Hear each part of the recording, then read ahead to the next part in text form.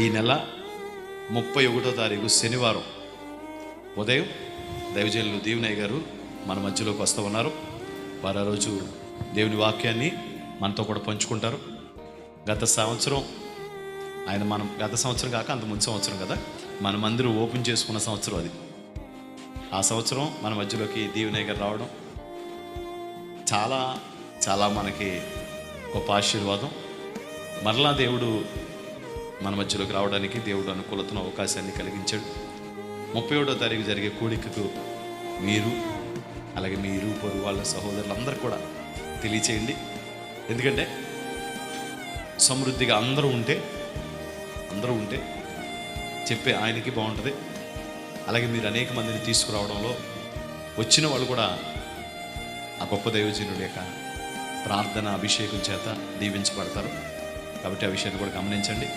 31వ తారీఖు అంటే శనివారం ఉదయం దీవెనయ్య గారు మన మధ్యలో ఉంటారు. ఆ రోజు అందరూ క్రమంగా ఉదయకాలమే మీరు దేవుని సన్నిధికి రండి.